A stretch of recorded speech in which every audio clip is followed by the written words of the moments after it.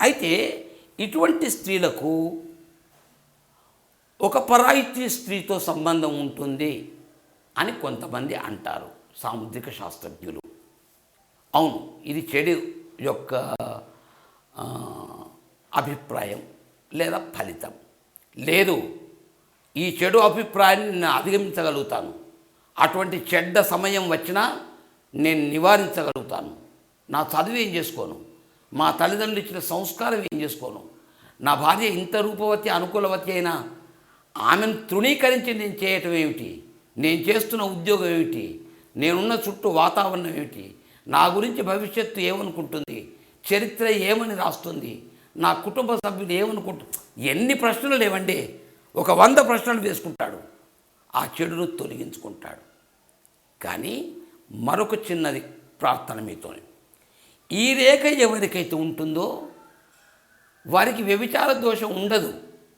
అంటే పరాయి స్త్రీతో సంగమించరు, లేదా వాళ్ళతో వ్యవహారం చాటుమాటు వ్యవహారాలు పెట్టుకోరు.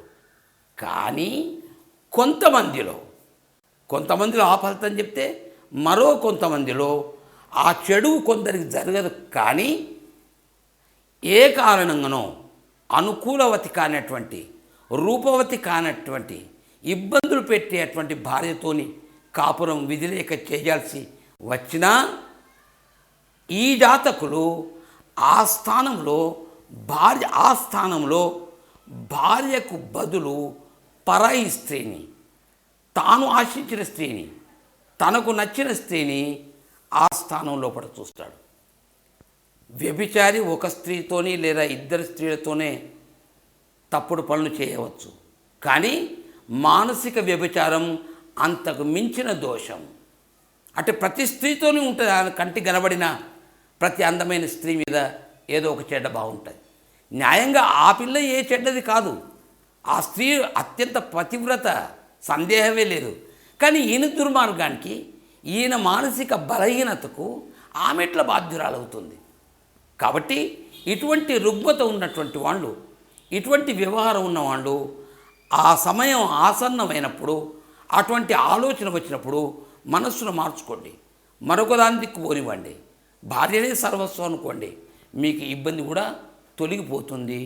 కానీ ఇది అందరూ చెప్పలేదు, కొంతమంది మాత్రమే తప్పకుండా చెప్పినారు. రైట్. ఈ రేఖ కేవలం నేను ఫలితాలు చెప్పుతున్నట్టు మాత్రమే కాదు, మీకు కనిపిస్తాయి.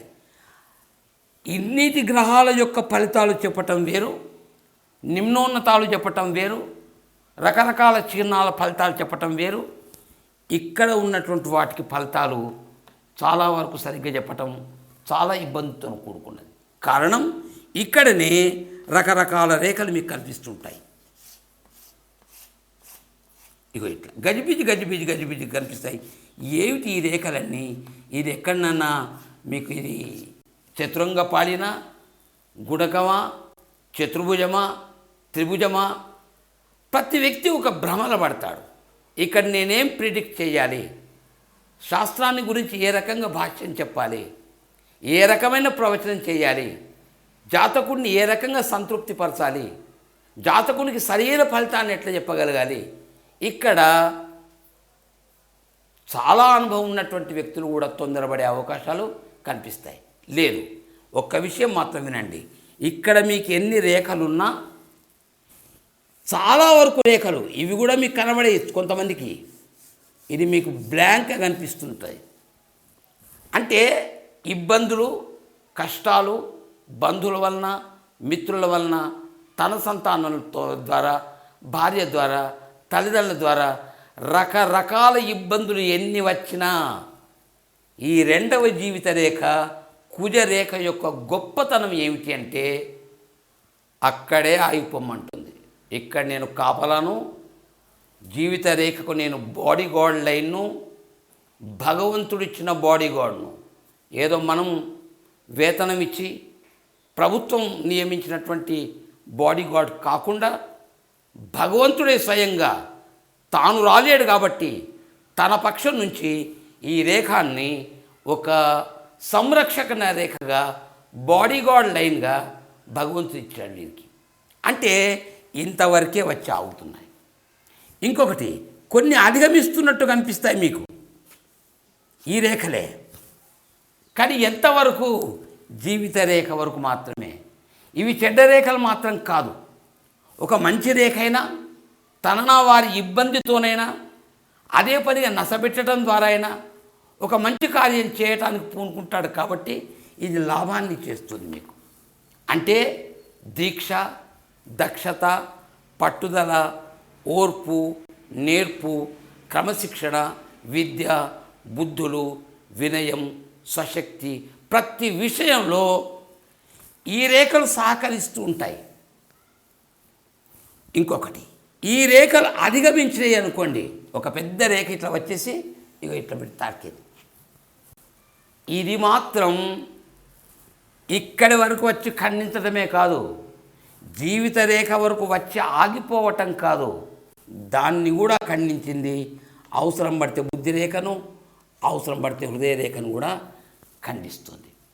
అంటే ఇక్కడ అత్యంత సమీపమైనటువంటి బంధువు లేదా ప్రాణాత్తు ప్రాణ సమానమైనటువంటి మిత్రుని యొక్క ఏదో చెడు జరగటం వలన, ఆయనకు కూడా ఆయుష్ తక్కువ ఉంటే, తల్లికి కూడా ఏదో రుగ్మత ఉంటే, తండ్రికి ఏదో పెద్ద విపత్తు సంభవిస్తే వాళ్ళకు కూడా చెడు ఉండాలి. కేవలం ఇక్కడ ఉంటే లాభం లేదు. కొంతమంది చెప్తారు పితృమారకం అంటారు, మాతృమారకం అంటారు. పితృమారక వయస్సు అయితే రావాలి కదా, మాతృమారక వయస్సు రావాలి కదా. అది మారక తుల్యమైందే తప్ప మారకం కాదు. కానీ వాళ్లకు చెడ్డగుండి ఇక్కడ రేఖ ఖండింపబడితే మాత్రం అక్కడ మారకం కూడా జరగవచ్చు. ఎప్పుడు? జీవిత రేఖను ఖండిస్తే.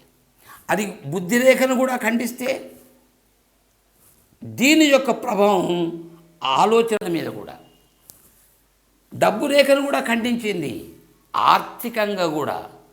హృదయ రేఖను ఖండించింది, దాని ప్రభావం గుండె మీద కూడా.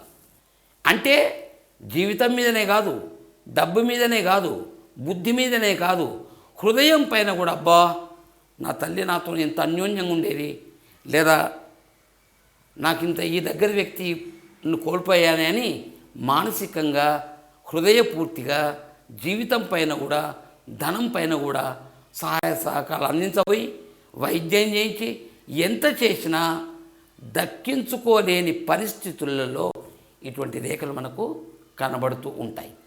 ఎప్పుడు ఇంతవరకు వచ్చినవి కాకుండా జీవిత రేఖను ఖండిస్తే దాని దుష్టఫలితం చెప్తున్నాను.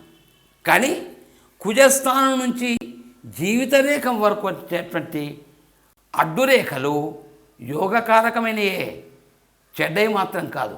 ఎందుకంటే ఆ వ్యక్తులలో దీక్ష, దక్షత, క్రమశిక్షణ, పట్టుదలలు ఉంటాయి కాబట్టి. ఇంకొకటి, ఈ రేఖ పెద్దలకు పెద్ద ఏ ఫలితం ఇస్తుంది ఒక్కసారి చూద్దాం. ఈ రేఖ ఎవరికైతే ఉంటుందో అటువంటి వ్యక్తులకు ఎంత పెద్ద ప్రమాదం అంటే, అవుట్ రైట్ ఉన్నారా, అసలు జాతకుడు చివరి శ్వాసను విడిచిపెట్టాడా, బ్రతకలేదా అన్నంత సందేహం వచ్చేటువంటి ప్రమాదం కానీ గాక, యాక్సిడెంట్ కానివ్వండి గాక. అంతేకాదు భయంకరమైనటువంటి ఆపరేషన్స్ ఉండని గాక. థియేటర్లోకి పోయినరు, డాక్టర్స్ కూడా పెదవి విరిచారు, ఏటో చెప్పలేం, ఆయన భాగ్యం మీ భాగ్యం అంటారు. అటువంటి క్లిష్ట పరిస్థితులలో ఆపరేషన్ థియేటర్కు వెళ్ళినా లేదు, ఆయన యొక్క చర్యల వలన నచ్చని ఒక చెడ్డ వ్యక్తులు ఈ వ్యక్తిని వ్యక్తిగతంగా తాము నష్టపెట్టడానికి ఒకరు కాదు, ఇద్దరు కాదు, 10 మంది శత్రువులు వెంటాడినా ఒంటరిగా పోతున్నప్పుడు నష్టపెట్టడానికి ఇంతేలా బహుచెడుగా ఆలోచించి కూడా వెంటబడుతుంటారు కొంతమంది. అట్లా జరిగినా, అంతేకాదు రాత్రిపూట పల్లెల్లో, అడవిలో ఒంటరిగా ప్రయాణం చేస్తున్నప్పుడు పాములు, తేళ్ళు, పిచ్చి కుక్కలు, క్రూరముగాలు, మరే ఇతర భయంకరమైనటువంటి వాటి ద్వారా అయినా వీరికి మారకం ఉండదు. కానీ ఇట్లా చెప్పాను కదా అని వారే మాత్రం చాలా భయంకరంగా వారి సొంత ఈ రేఖ నాకుంది, ఇక ఏమీ కాదని చెప్పాడు జ్యోతిష్కుడు అని అనుకుని ఇంత వెళితే, సాహసిస్తే, అవసరం మించి తన సాహసంతోనే ఇంత అట్లా నడిపితే బండిని, లేదా శత్రువులకు తారసపడితే సాధారణంగా తప్పించుకునే ప్రయత్నం మనం కూడా చేయాలి. భగవంతుడు దానికి పూర్తి సహకారం ఇస్తాడు. ఎందుకంటే బాడీ గార్డ్ అయింది.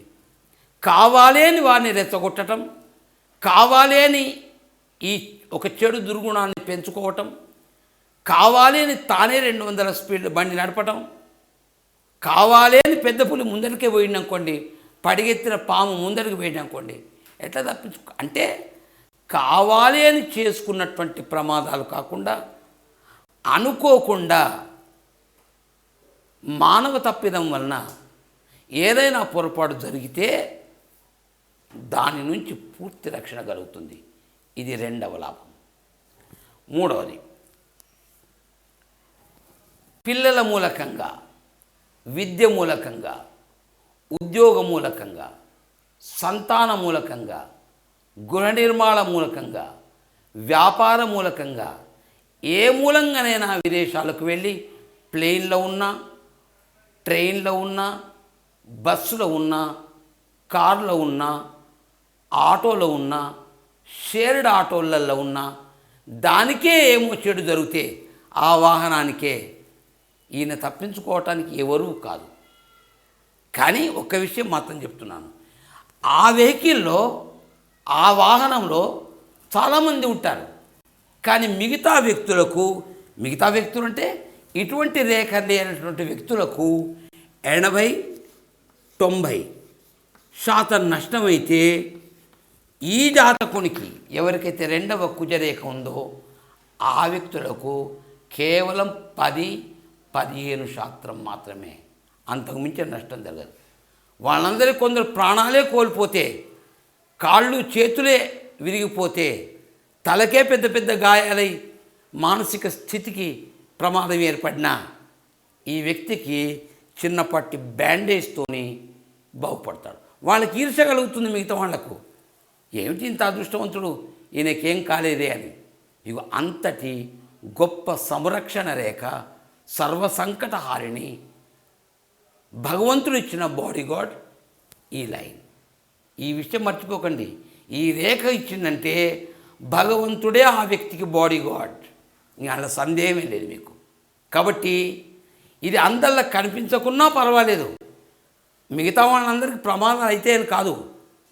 వైద్యుల సంఖ్య పెరిగింది, యోగ్యులైన వైద్యులు వస్తున్నారు, చికిత్స పెరిగింది, రకరకాల మందులు వస్తున్నాయి, గుండెను పక్కకు పెట్టి ఆపరేషన్ చేస్తున్నారు, మళ్ళీ పునర్జీవింపజేస్తున్నారు. అటువంటి యోగ్యులైనటువంటి వైద్య సదుపాయాలు ఇప్పటి కాలంలో లభ్యమవుతున్నప్పుడు, అటువంటి గొప్ప డాక్టర్లు లభ్యమవుతున్న ఈ కాలంలో జరిగే ప్రమాదాలు ఏముండయి. ఇది ఉండటం వలన ఒక వరము అంటున్నాను.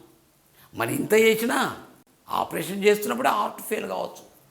కానీ ఇటువంటి వ్యక్తులకు అట్లా కాదు, ఖచ్చితంగా బతికి బట్ట కట్టటమే.